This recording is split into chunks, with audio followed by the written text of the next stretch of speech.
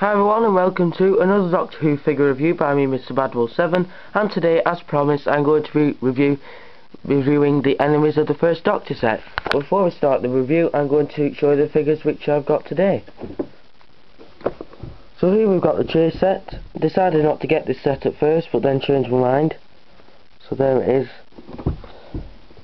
Will be a review of that soon. And also I got the Keepers of Traken collector's set, which is very, very nice. We'll be a review of that next, after the Enemies of the First Doctor set, so that will be coming soon. So, before we get on to the figures of this set, I'm going to review the packaging. I'm sorry, Perry has just fallen down. So here it says 5+, here it says includes 10 Planet Cybermen, Dalek and Roboman action figure. Here it says Doctor Who, Enemies of the First Doctor collector set. Here it has the Character Options logo.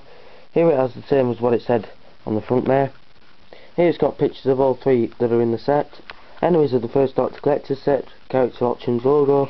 First Doctor from 1963 to 1966. Here it says BBC. Here it says Doctor Who with the pictures there, and again what it said on the front.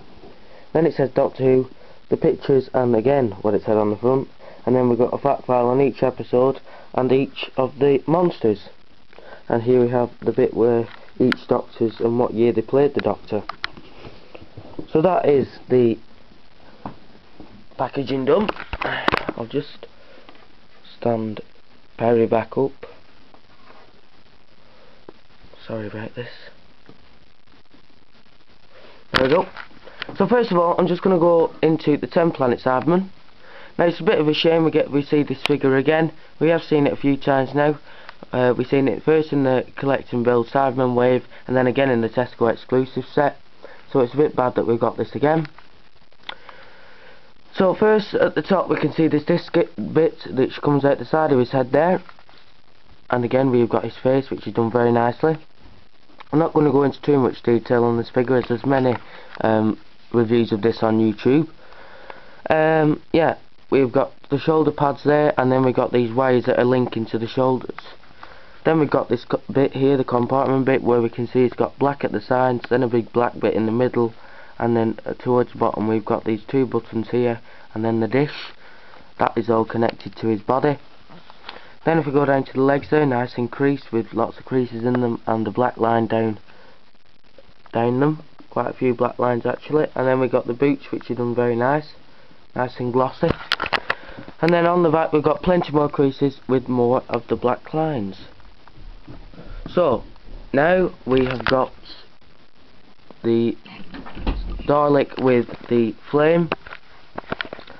So first of all I'm going to start off with his head detail. Now again, this Dalek is a repaint, as usual with all Dalek figures. So at the top we can see the lamps. They're done with a nice orange colour. They're brand new, and I don't know whether it's supposed to be like that, but yeah, they really work and they're really good. The bad thing on this figure is the eye soak. Again, we've got far too many rings on this one. I think we're only supposed to have 5, and we got about, I don't know what, I mean about 10 on there. Then we've got the eye, which is done very nicely. On my one it is a bit smudged, so that is a bit rubbish. On the top of the head, that is done very nicely and shiny. On mine there is a few scratches towards the top, but that doesn't look too bad actually. Then we've got this bit, the vents, where we can see in there, which is very, very nice. That really does stand out with the Dalek actually.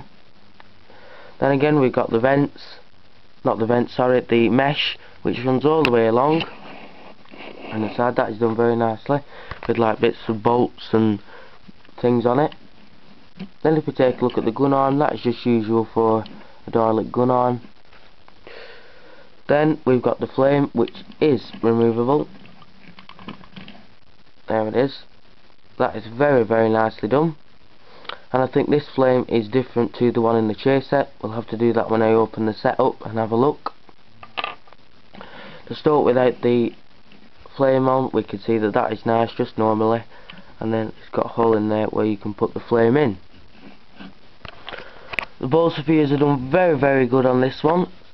especially on my one. I usually get Daleks that have splodges all over them, but on this one though, it's very, very good. they've kept accurate, and they've kept it actually on the balls instead of all over the figure, which is very, very nicely done. And then we've got the black base down towards the bottom there, which is very, very nice. On the back we've got all the same features again, but just towards the back of the figure, and again on the sides just the same. Articulation in the figure, just standard articulation as you normally get with a Dalek figure. Head's 360, and then the arms both do 360 round on a ball joint. So yeah, that is the Dalek figure. Now we've got the Roboman, which is a new figure, but not really new, because when I looked at this figure, I just kept looking at it and I thought, we've seen this figure before somewhere. And I kept thinking and thinking and thinking, and then it clicked that this is the same figure as Count Scarlione, the one that was out a couple of months ago in the Sacros set. It's exactly the same figure but with different bits on it. And then I discovered that the Primeval figure, I think James Lester, this is exactly the same as the suit and the body as what he wears, so they've repainted the James Lester figure, put a different head on it to have Count Scarlione, and then they have done this one and put a different head on with the headgear. So yeah, very, very nice figure though. So first of all, we're going to get onto head detail. So this helmet is absolutely amazing, fantastic detail on it. We can see that these wires are here, which are linking up to the top, which is done very nicely. We can see that the head in there's more wires with the round ball there underneath, and then this bit goes all the way around with this dish on the side. Plenty of detail on that. Then it again goes round the neck and links up to the top bit there and covers over his ears. Then we've got the nice face. I don't know whether it's supposed to represent the face that's on the box, although it does look quite a bit like it.